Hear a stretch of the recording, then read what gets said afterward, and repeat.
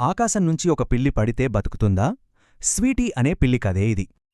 అవును, 10,000 అడుగుల ఎత్తునుంచి అసలు కథలోకి వెళ్దావు.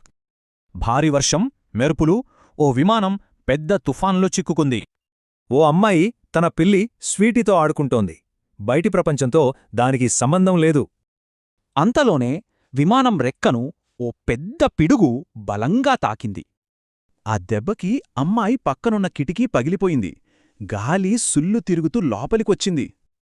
ఆ శబ్దానికి బెదిరిన స్వీటీ కిటికీలోంచి బయటకు జారిపోయింది. విమానంలో వెచ్చగా ఉన్న స్వీటీ ఇప్పుడు తుఫాన్లో ఒంటరిగా ఉంది. చల్లని వానలో నల్లటి సముద్రం వైపు వేగంగా పడిపోతోంది. అది సముద్రంలో పడింది, కాని అద్భుతంగా ఈదడం మొదలుపెట్టింది. గంటల తరబడి ఈది మనుషులు లేని ఓ చిన్న ద్వీపానికి చేరింది. బతకాలంటే 3 పనులు చెయ్యాలి: నీళ్లు, ఆహారం, ఆశ్రయం. దాహంతో ఒక నీటి ప్రవాహం శబ్దం వినిపించే వైపు వెళ్ళింది.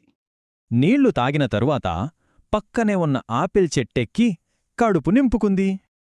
ఇక రాత్రిపూట తలదాచుకోవడానికి ఓ చిన్న గుహను చూసుకుంది. రోజులు గడిచాయి.